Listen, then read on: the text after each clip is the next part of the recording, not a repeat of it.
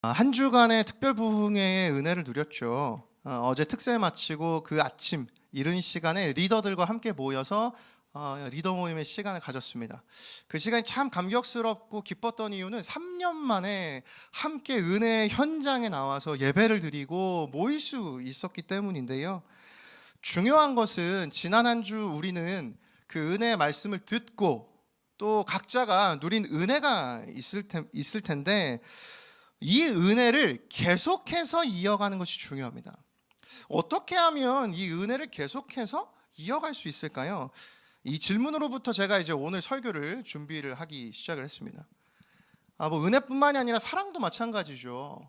사랑이 계속해서 이어진다는 것은 결코 쉬운 일이 아닙니다. 사랑하는 아내와 결혼을 한 지 이제 9년 차 제가 되었는데요. 10년 차인 것 같은데? 미안. 그런데 설교를 준비하다가 결혼 초기에 여러분에게 미안하다고 한 거 아니에요. 우리 아내에게 지금 미안하다고 한 겁니다. 설교를 준비하다가 결혼 초기에 아내가 들려줬던 이 충격적인 이야기가 하나 떠올랐어요. 아내가 연애를 하던 당시에 제 모습 중에 싫어하는 모습을 이렇게 적는 수첩이 있었다는 겁니다. 감사한 일은 결혼하고 나서 아내가 적었던 그 수첩을 다시 펼쳐보았는데 자신이 생각했던 모든 싫어했던 모습들이 저의 장점이 되었다고 그렇게 이제 이야기를 해준 적이 있었어요. 그래서 이 사실이 이제 진짜 궁금해서 정말이었는지 제가 몇 년 전에 아내에게 이제 보냈던 문자를 제가 다시 한번 찾아봤는데 대화가 이랬습니다. 제가 아내에게 이렇게 카톡을 보냈어요. 아내야, 결혼했을 때 진짜 내 100가지 싫은 모습을 적었었어? 연애할 때? 그러자 아내가 이제 이렇게 대답을 합니다. 연애할 때지. 그러더니 이렇게 말했어요. 그 수첩 어디 갔지? 제 아내의 특징은 자기가 하고 싶은 이야기만 한다는 겁니다. 그래서 제가 다시 이제 이렇게 카톡을 보냈어요. 100개가 나와? 그러니까 제 싫은 모습을 적으면 100개나 찾을 수 있냐는 거죠. 근데 아내가 다시 이렇게 답을 했습니다. 진짜 유물인데. 여전히 자기 얘기하고 싶은 대로만 얘기를 해요. 제가 이제 그 말을 받았습니다. 유물이라니. 그러자 아내가 이렇게 대답을 합니다. 1000개도 쓸 수 있었어 그때는.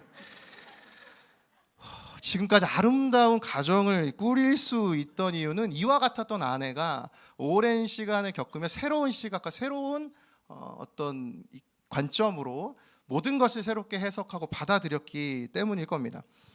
그런 가운데 이제 오늘 본문이 떠올랐는데요. 오늘 본문 너무 익숙한 본문이죠. 하나님의 말씀이 들려졌을 때 그 말씀에 반응하는 것이 중요하다는 말씀이에요. 그러면서 본문에 4가지의 땅이 나옵니다. 이제 길가와 같은 땅, 돌밭과 같은 땅, 가시떨기가 있는 땅, 그리고 좋은 땅. 이 4가지 땅을 비유로 해서 예수님께서는 제자들에게 깨우쳐주고 싶으셨던 말씀이 있던 것이죠. 성경은 읽을 때 꼭 그 성경이 쓰여진 문맥 속에서 해석하는 것이 중요합니다. 이 마태복음 13장 바로 앞에 있는 11장과 12장을 보면 예수님께서 많은 진리의 말씀들을 그가 만나신 많은 사람들에게 들려주세요. 근데 그 말씀에 대해서 극명하게 갈라지는 두 부류가 11장과 12장에 나옵니다. 예수님의 그 진리를 받아들인 사람과 예수님의 그 진리를 받아들이지 못한 사람들이 등장을 해요. 그래서 하나님께서는 이 두 부류의 사람들의 이 태도에 관련해서 오늘 이 비유를 통해 말씀을 들려주고 계신 것입니다. 이 본문은 4가지의 땅에 농부가 씨앗을 뿌려서 그 씨앗이 자라나는 이야기예요. 씨앗은 하나님의 말씀을 의미하는데요. 이 길가에 떨어진 씨앗은 땅에 심겨지지 않아서 그 씨앗채로 날아다니는 새에게 잡아 먹히게 됩니다. 어떤 의미인가? 곧 하나님의 말씀을 들었을 때 말씀이 내게 심겨지지 않아요. 그냥 듣고 거기서 끝났기 때문에 그 말씀이 내게 능력으로 경험되지 못한다는 것입니다. 두 번째, 돌밭에 떨어진 씨앗은 심깁니다. 근데 중요한 건 그것이 돌밭이기 때문에 흙이 얕은 땅이라는 것이에요. 심겨서 어느 정도 자라납니다. 곧 말씀의 은혜를 받고 그 말씀이 영향을 준 인생이죠. 근데 얼마 되지 않아서 그 뿌리가 깊지 못하기 때문에 뜨거운 태양볕에 곧 이 씨앗은 말라 죽고 말아요. 어떤 의미입니까? 하나님 말씀 붙들고 살아가다가 얼마 되지 않아서 그냥 금방 포기해 버린다는 거죠. 세 번째, 가시떨기가 있는 밭에 씨앗이 떨어져요. 그 씨앗 잘 자라납니다. 열매를 맺을 수 있으면 무성하게 자라나기 시작할 때 가시떨기가 함께 자라서 그 씨앗이 더 이상 자라지 못하도록 열매를 맺지 못하게 해요. 이것이 의미하는 것은 무엇일까요? 말씀을 듣고 마음에 심어서 그 은혜를 계속 누리기 시작합니다. 그리고 그 은혜가 열매를 맺으려고 할 때 동시에 다른 것에 마음을 빼앗기기 시작해요. 내 인생을 정말 하나님이 책임지시지 않는구나. 그래서 다른 요소에 의해서 다른 것에 영향을 받아서 더 이상 말씀이 열매를 맺지 못하는 것이 이 가시떨기 땅이 보여주는 메시지죠. 마지막 이 좋은 땅의 말씀이 심겨지면 그것이 잘 자라나서 30배, 60배, 100배의 열매가 맺어진다는 것이에요. 이 이야기가 오늘 우리가 읽었던 마태복음 13장 1절에서 9절까지 메시지인데요. 여기서 우린 질문하게 되죠. 그럼 우리는 어떻게 좋은 땅이 될 수 있을까요? 여러분, 이 네 가지 땅 중에 오늘 여러분의 마음의 땅은, 믿음의 땅은 어떤 땅인 것 같으세요? 여러분, 어떻게 우린 좋은 땅이 될 수 있을까요? 어떻게 이 은혜를 놓치지 않고 빼앗기지 않고 누릴 수 있을까요? 이 본문 가운데 발견한 은혜를 놓치지 않기 위해 필요한 것 첫 번째는요, 전율하고 신뢰하라는 것입니다. 저와 여러분이 살아가는 인생은 참으로 변화무쌍하죠. 예상하고 계획한 대로 흘러가지 않는 것이 인생입니다. 이문세 씨의 노래 중에도 알 수 없는 인생이라는 노래 제목이 있듯이 우리 인생은 우리 생각대로만 흘러가지 않아요. 이런 상황을 마주할 때 신앙을 가진 우리도 이해되지 않는 순간들을 마주하며 살아가게 됩니다. 여러분 그렇지 않습니까? 근데 믿음을 가졌지만 내 생각과 다른 삶의 순간들을 우리는 마주하게 되죠. 이 크리스천 작가이자 상담 심리학자인 레리 크랩 박사님이 쓰신 하나님을 신뢰한다는 것이라는 책이 있어요. 근데 이 책은요, 내 뜻과 다르게 흘러가는 인생 가운데 우리가 하나님의 말씀에 보이는 세 가지의 태도에 대해서 보여주는데, 첫 번째 태도는 무엇인가? 거부하고 달아나는 태도라고 말합니다. 그러면서 성경에서 이 예로 요나 선지자를 들어요. 요나 선지자는 자신이 생각했을 때 아주 악한 민족이었던 아수르 민족을 좋아하지 않았습니다. 근데 하나님이 아수르 민족을 구원하시겠다고 요나 선지자한테 가서 말씀을 선포하라고 하죠. 요나 선지자는 이 말씀을 도저히 받아들일 수 없어서 끝끝내 거부하고 달아나요. 마치 이것이 오늘 본문에 있는 길가와 같은 인생 아닙니까? 들렸지만 그 말씀이 전혀 나에게 영향을 주지 못하는 인생 말이죠. 두 번째로 이 책에서 이야기하는 태도는요, 왜곡하고 부정하는 태도예요. 이를 또 설명하기 위해서 성경에 있는 이 한 사람을 소개하는데요, 사도 바울을 소개합니다. 이 하나님을 온전히 만나기 전에 사울이었던 시절을 말이에요. 이 사울은요, 하나님 만나기 전에 구약에 있는 메시지, 구약 말씀을 왜곡해서 자기가 생각한 대로 해석합니다. 예수님이 이 모든 유대인을 구원하기 위해 이 땅에 오셨는데 사도 바울이 볼 땐 예수님이 그 하나님이 될 수 없다는 것이에요. 그러니까 자기가 생각한 대로 말씀을 바꾸어서 예수는 메시아가 아니야. 그래서 그가 벌인 일이 무엇입니까? 그 예수를 믿는 사람들을 감옥에 잡아 집어넣는 일에 자신의 모든 것을 걸어요. 이 왜곡하고 부정하는 태도를 이 레리 크랩 박사님 이렇게 설명하는데요. 한번 들어보십시오.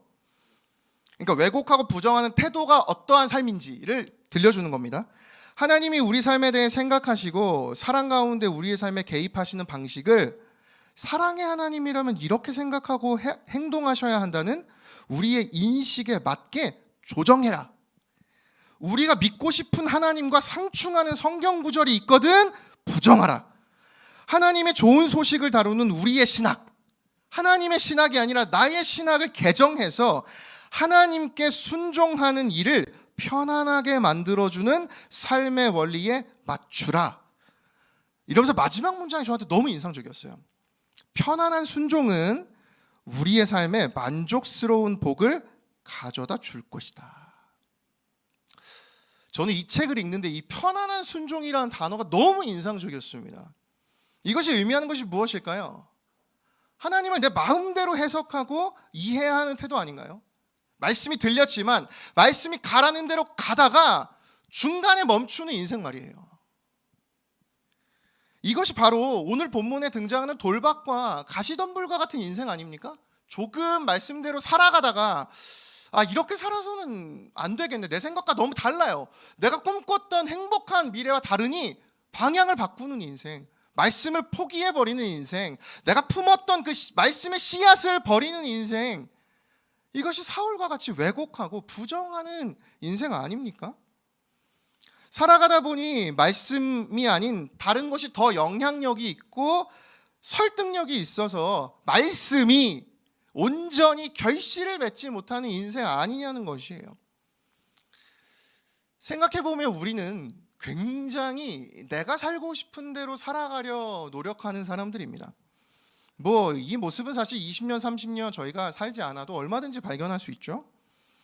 이 엄마 아빠를 끔찍하게 사랑하는 스윗보이인 우리 집 5살 둘째 준하가 엄마랑 이런 대화를 나눴다는 얘기를 들었어요.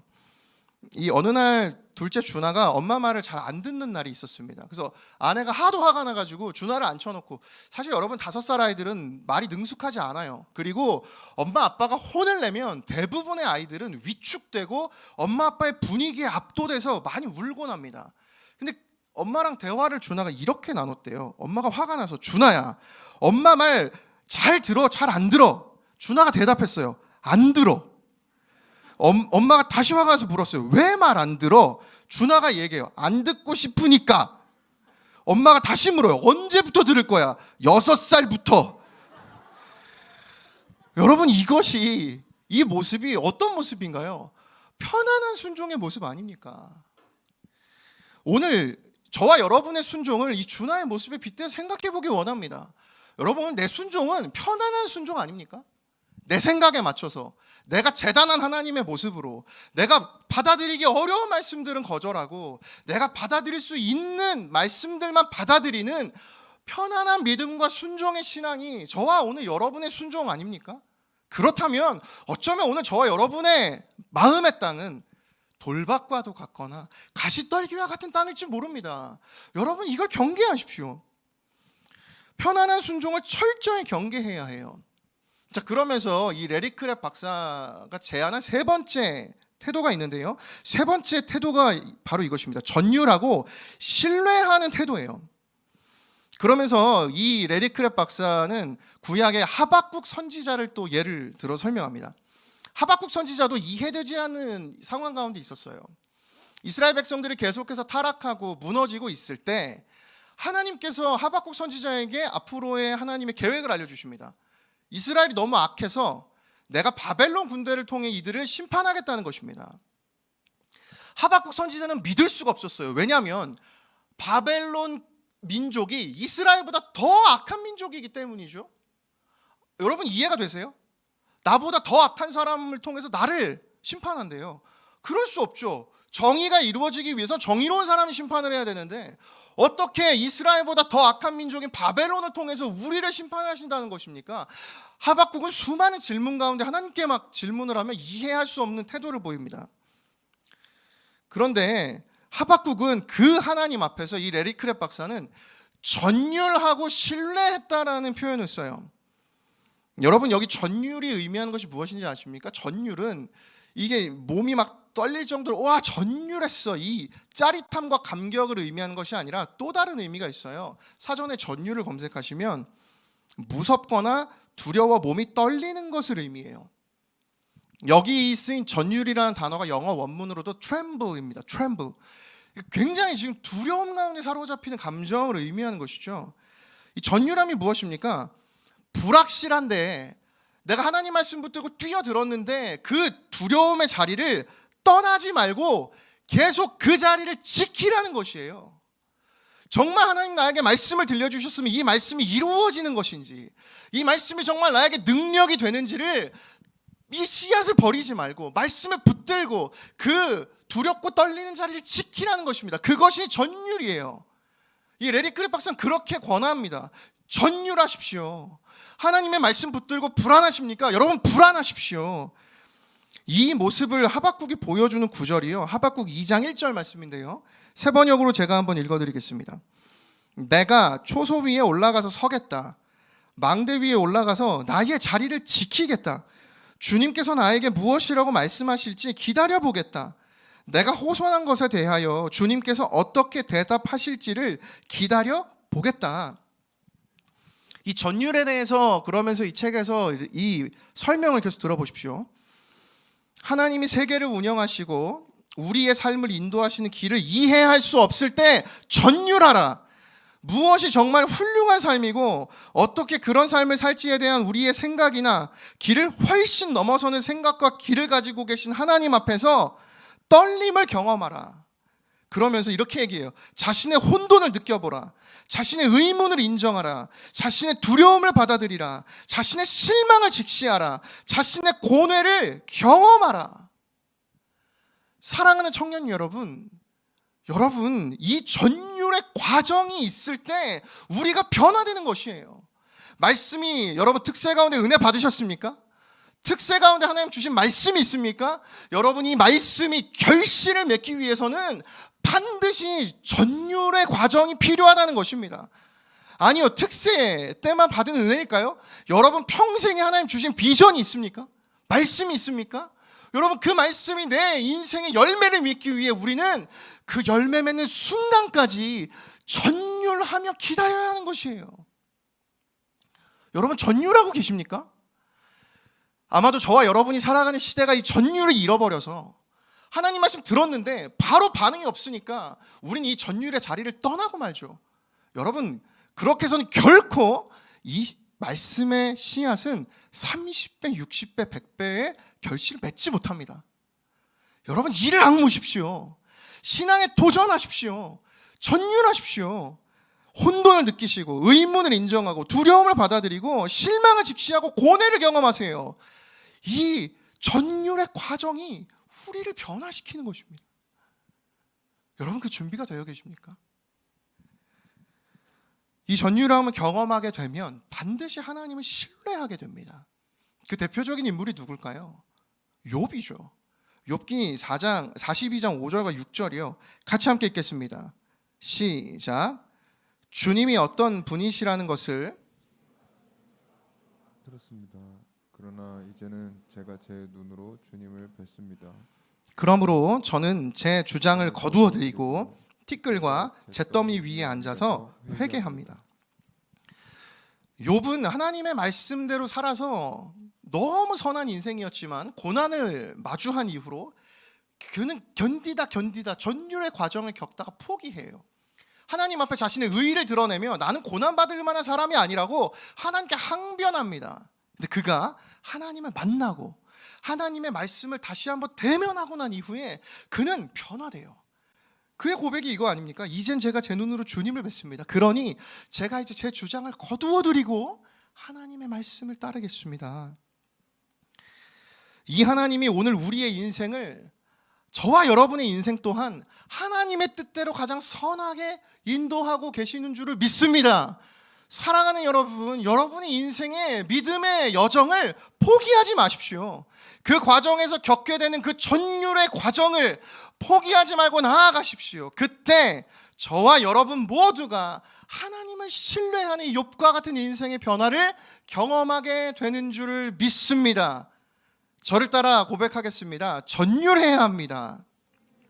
다시 한 번 더요. 신뢰해야 합니다. 은혜를 놓치지 않기 위해 필요한 것 두 번째가 있는데요. 그것은요, 나를 맡기라는 것이에요. 부연 설명하면 참된 농부 되시는 예수님께 나를 맡기라는 것입니다. 저는 오늘 설교를 준비하면서 이 비유에서 중요한 것을 하나 발견했는데요. 바로 오늘 비유가 땅에 대한 비유라는 것이에요. 제가 생각을 해봤습니다. 여러분, 이 비유가 4가지의 땅이 등장을 하잖아요.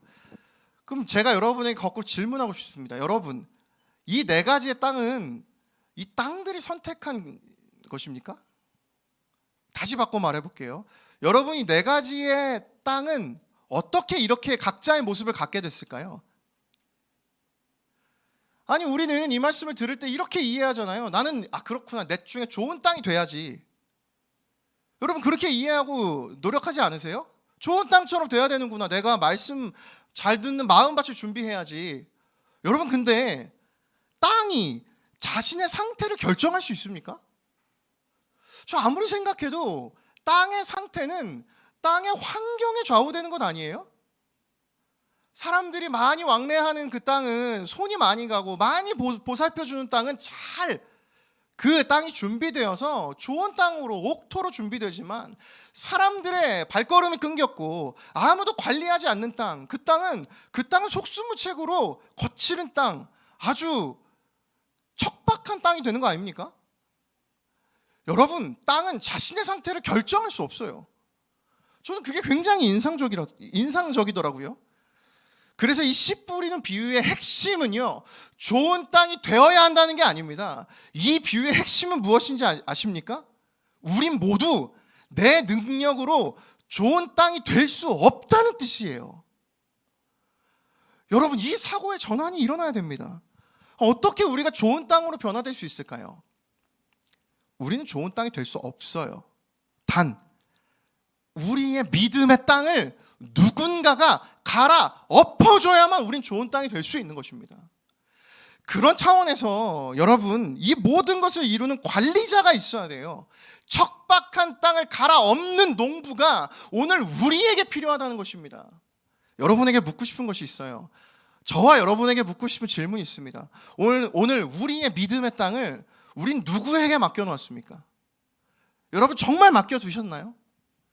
아니면 나조차도 그 땅을 건들지 않고 그저 시간만 흐르는 채 세월만 가도록 여러분 방치해둔 건 아닙니까?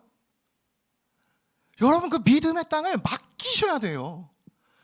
참된 농부로 내 땅을 갈아엎어 주시는 이 갈아엎는 과정이 바로 앞서 살펴본 그 전율의 과정 아닙니까? 내 뜻과 다르더라도 하나님이 주신 말씀을 내가 받아들일 수 있는 상태가 될 수 있도록 주님이 우리를 갈아엎어 주시는 그 과정이요. 여러분 오늘 그 관리자가, 영혼의 관리자가 오늘 저와 여러분에게 있습니까? 관리자가 여러분과 저의 마음 가운데의 땅으로 들어올 수 있도록 여러분의 그 땅을 여십시오. 하나님 내 마음 가운데 들어와 주십시오. 내가 좋은 땅이 될 수 없습니다. 하나님 내 마음의 땅을 갈아 엎어 주시옵소서. 그 관리자가 우리의 안에 들어왔을 때 이 영혼의 관리자인 예수님께서 우리의 이 전율의 과정을 함께 하십니다. 로마서 8장 26절부터 27절 말씀인데요. 읽어드리겠습니다. 기다리다 지치는 순간에 하나님의 영이 바로 우리 곁에서 우리를 도우십니다. 어떻게 또 무엇을 기도해야 할지 몰라도 괜찮습니다. 그분이 우리 안에서 우리를 위해 우리의 기도를 하십니다. 할 말을 잃어버린 우리의 탄식, 우리의 아픈 신음소리를 기도로 만들어 주시기 때문입니다. 여러분 전율의 과정을 여러분 혼자 걸어간다고 생각하지 마십시오. 이 전율의 과정 속에 겪게 되는 수많은 고난과 고뇌의 순간마다 어찌할 바를 몰라 기다리다 지치는 순간에 어떻게 무엇을 기도해야 될지 모르는 순간에도 그 자리에 함께 그 길을 가주시는, 내 인생을 뒤집어 엎어주시는 그분이 우리와 동행하고 계시기 때문입니다. 편안한 순종은 거부하십시오. 여러분 따라서 이 과정으로 향하세요. 여러분에게 하나님 어떤 영적인 갈등을 주셨습니까? 여러분 그 갈등을 붙드시고 씨름하십시오. 그때 우리의 마음밭을 갈아서 내 척박한 돌밭과 같은 마음을 좋은 땅으로 바꾸어 주시는 하나님의 은혜를 경험함으로 그 말씀이 30배, 60배, 100배의 결실을 맺는, 진정으로 내게 주신 그 말씀을 들을 때 그 기쁨과 감격이 내 인생 가운데 반드시 실제로 경험되고 능력으로 경험되기를, 그런 인생을 살아가는 우리 모든 대학부의 청년들이 되기를 예수님의 이름으로 축복합니다. 말씀을 맺으려고 하는데요. 설교를 준비하면서 또 이 한 주 동안 이제 뭐 특세 말씀도 듣고 그랬지만요. 동시에 제가 개인적으로 인터넷에서 말씀을 듣다가 이 팀 켈러 목사님 설교의 한 부분을 들었는데 그 설교 중에 굉장히 인상적인 문장이 있었습니다. 짧은데요. 제가 여러분에게 읽어드리겠습니다. 하나님을 만난 사람들이 왜 그토록 두려워 떠는 걸까요? 이 질문이 굉장히 저한테 인상적이었어요. 여러분 어떠세요? 여러분 하나님 만난 사람들, 뭐 이사야와 같이 또 뭐 사도 요한과 같이 하나님 만나는 사람들은 모두 두려움 가운데 철저히 떨어집니다. 그 이유를 이렇게 팀 켈러 목사님이 이야기해요. 우리는 자신이 얼마나 나쁜지 뿌리 깊이 부인하기 때문입니다. 다시 한번요. 우리는 자신이 얼마나 나쁜지 뿌리 깊이 부인하기 때문입니다. 사랑하는 여러분, 우리가 하나님 앞에 서기 정말 두려운 이유가 무엇일까요? 나를 갈아엎어 주시는 것이 너무 두렵기 때문입니다. 철저히 나는 좋은 땅이라고 하나님께 그렇게 고백하며 나아가니까 여전히 오늘 들려진 말씀의 씨앗이 어떤 새에게 빼앗기고 내 말씀이 자라가는 것 같은데 곧 넘어지고. 왜 그렇다고요? 전율의 과정이요. 사랑하는 여러분, 저를 보십시오. 여러분 신앙생활이 즐겁고 기쁘십니까? 그렇다면 절반은 맞았지만 절반 틀렸어요. 신앙은 기쁘고 즐거운 길이지만 또한 정말 고독한 자리입니다. 여러분이 전율의 시간이 여러분에게 지금 있습니까? 정말 말씀 붙들고 선한 하나님이라고, 여러분 그 선한 하나님이 정말 하나님 말씀하신 그 모습입니까? 내가 바라는 그 선한 하나님입니까? 전율의 과정이 있어야 돼요. 예수님께서 제자들에게 이 길을 걸어오라고 말씀해 주신 그 마지막 말씀, 마태복음 16장 24절 메시지 성경으로 우리 같이 읽고 기도하며 나아가도록 하겠습니다. 함께 읽겠습니다. 시작. 그러고 나서 예수께서 다시 제자들에게 말씀하셨다. 누구든지 나와 함께 가려면 내가 가는 길을 따라야 한다. 결정은 내가 한다. 너희가 하는 것이 아니다. 고난을 피해 달아나지 말고 오히려 고난을 끌어안아라. 나를 따라오너라. 그러면 내가 방법을 일러주겠다. 사랑하는 여러분, 오늘 듣기 좋은 말씀, 내 인생 가운데 힘이 되는 말씀만이 우리를 변화시키는 것이 아니라 하나님 앞에 철저히 전율하는 그 과정 속에 하나님을 향한 그 신뢰의 꽃이 피어나는 줄을 믿습니다. 우리 그 믿음의 결단으로 오늘 이 시간 같이 찬양하며 기도하며 나아가고 싶습니다. 함께 이 시간 주님 나를 부르시니 이 찬양 고백하며 우리 온 마음 다하여서 결단하며 나아갑시다. 찬양합시다. 주님 나를 부르시니, 주님 나를 부르시니 두려움 없이 결단하며 배에서 나가리라. 주님 나를 부르시니, 주님 내게 오라시니, 주님 보고 계시기에, 주님 보고 계시기에 의심치 않고 바다를 걸어가리라. 주님 보고 계시기에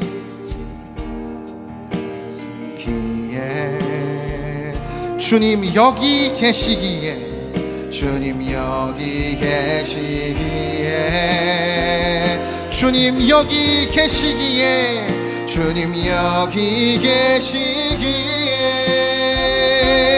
이 깊은 바다가 반석이 되고,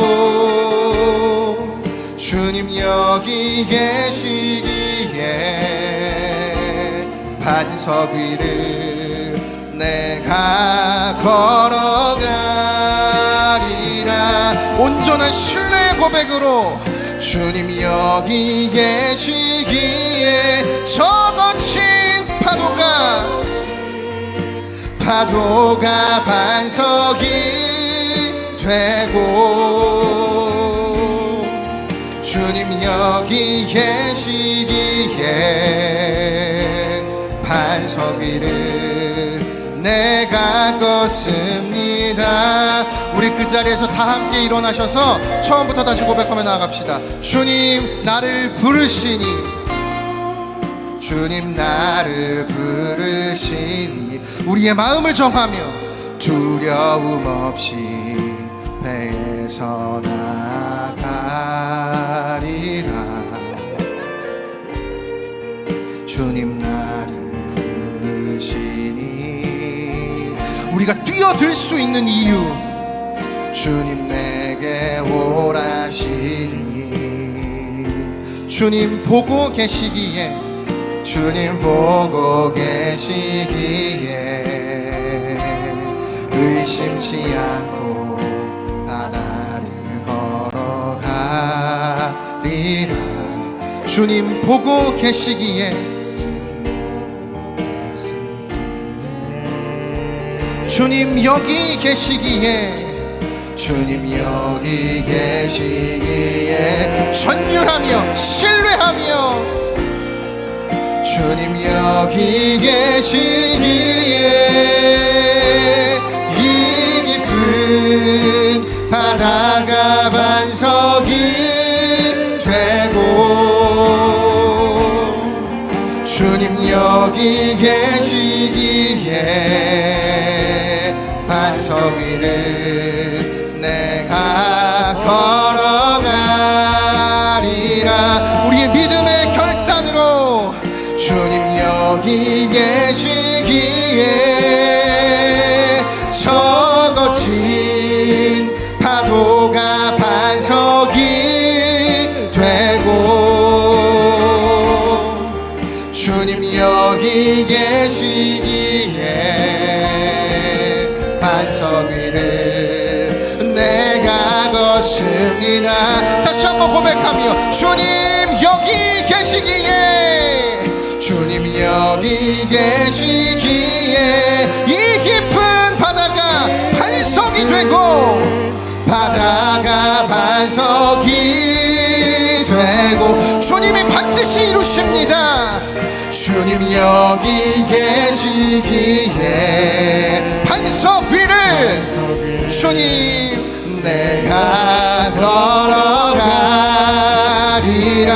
그 주님의 선하심을 고백하며 주님 여기 계시기에 저 거친 파도가 반석이 되고, 파도가 반석이 되고, 주님 여기 계시기에 반석 위를 내가 걷습니다. 다시 한번 고백합니다. 주님 여기 계시기에, 주님 여기 계시기에 여러분의 믿음으로 나아가십시오. 이 깊은 바다가 반석이 되고, 주님 여기 계시기에, 주님 여기 계시기에 반석 위를 내가 걸어가리라. 우리 입술의 고백과 전심의 고백으로 주님 여기 계시기에 저 거친 파도가 반석이 되고, 주님 여기 계시기에 반석 위를 내가 걷습니다. 우리 이 시간 합심해서 함께 기도할 때 하나님 아버지, 내가 주님 앞에 전율하기를 원합니다. 두려움과 고뇌를 피하지 않고 말씀 붙들며 살아가는 나의 인생 되게 하여 주시옵소서. 주여 한번 외치며 기도하며 나아갑니다. 주여, 주여. 사랑하시는 하나님 아버지, 사랑하는 주의 형 청년들에게 하나님 이 시대의 변화와 이 속도 가운데 살아가는 우리에게 하나님의 전율의 과정이 자꾸만 어렵습니다. 하나님, 내가 좋은 땅이 될 수 있다고 믿는 아버지 그 어리석음을 버리게 하여 주시옵소서. 철저히 하나님 앞에 좋은 땅이 될 수 없음을 깨닫고 하나님 아버지, 내가 정할 수 없는 것임을 깨닫고 하나님 앞에 나를 맡기어드리오니 하나님 나를 변화시켜 주시고 아버지 나의 삶 가운데 들어오셔서 나의 인생을, 나의 믿음을, 나의 영혼을 하나 귀 엎어주시는 은혜를 부어주시옵소서. 주여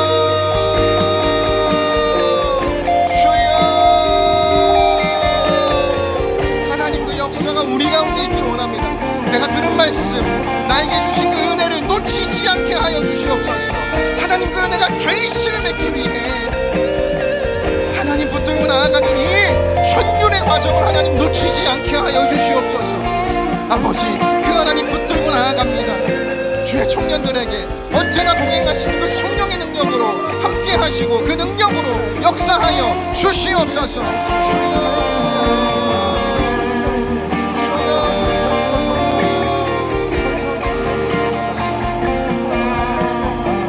기도할 분들 기도하시고 한 번 더 고백하며 나아갑니다. 주님 여기 계시기에, 주님 여기 계시기에 이 깊은 바다가 반석이 되고, 주님 여기 계시기에 반석 위를 내가 걸어가리라. 주님 여기 계시기에, 주님 여기 계시기에 저 거친 파도가 반석이 되고, 주님 여기 계시기에 반석 위를 내가 걷습니다. 선포합니다. 주가 일하시네, 주가 일하시네, 주가 일하시네. 주께 아끼지 않는 자에게 주가 일하시네, 주가 일하시네. 신뢰하며 걷는 자에게 다시 한번 선포하며 주가 일하시네, 주가 일하시네, 주가 일하시네. 주께 아끼지 않는 자에게 오늘 이 믿음의 결단으로 나아가길 원합니다. 주가 일하시네, 주가 일하시네. 신뢰하며 걷는 자에게 우리 마지막으로 고백합니다. 주가 일하시네, 주가 일하시네, 주가 일하시네. 주께 아끼지 않는 자에게 아멘. 주가 일하시네, 주가 일하시네. 신뢰하며 걷는 자에게.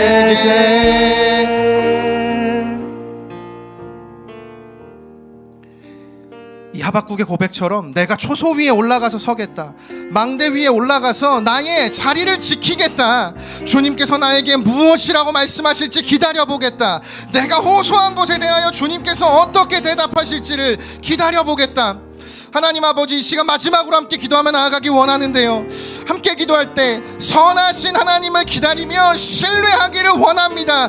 주님, 내가 바로 신뢰하며 걷는 자가 되게 하여 주시옵소서. 합심하여 함께 기도하겠습니다. 사랑 역사하신 하나님 아버지, 말씀을 듣고 하나님 그 말씀을 따라 믿음의 씨름에 도전하는 것 자체가 너무나 두려운 인생입니다. 하나님, 그러나 오늘 주신 말씀처럼 이 천륜의 과정을 달려나가기를 원합니다. 아버지, 두려워 떨지 아니하고 이 천륜의 걸음을 내딛을 수 있도록 오늘 우리 가운데 믿음을 더하여 주시옵소서. 아버지, 청년의 때에 수많은 가시떨기가, 수많은 돌밭이 우리로 하여금 하나님의 말씀이 이루어지지 못하도록 아버지, 오늘 내 마음 가운데, 내 마음의 수많은 영역이 아버지 돌밭과 같고 가시떨기와 같고 길가와 같은 같은 내 마음입니다. 하나님 오늘 나에게 찾아오셔서 내 마음을 갈아 뒤엎어 주시옵소서. 변화시켜 주시옵소서. 하나님 내 마음이 좋은 땅이 될 수 있도록 내가 옥토가 되리라 말씀하시는 하나님의 말씀에 그 은혜에 감격하는 오늘 이 자리가 되게 하여 주시옵소서. 하나님 그 말씀을 의지하며 하나님의 말씀의 능력을 사모하고 신뢰하며 하나님 나아가오니 이들의 인생 가운데 주님께서 좌정하시고 이들의 마음을 갈아 뒤엎어 주시는 하나님 아버지의 역사가 오늘 이 시간 가운데 이루어지게 하여 주시옵소서. 하나님 은혜를 더하여 주시옵소서.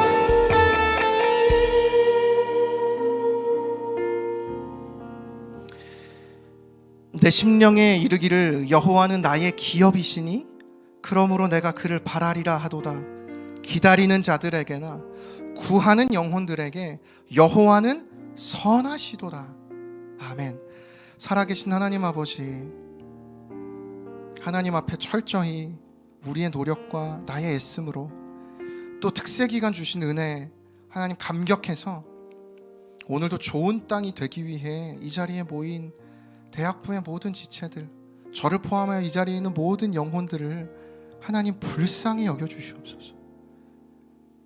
내가 나의 땅을 좋은 땅으로 만들어내는 것이 아니라 내 마음의 땅, 믿음의 땅을 갈아 뒤엎어 주시는 그 참된 농부 되시는 예수님께 오늘 우리의 마음을 내어드립니다.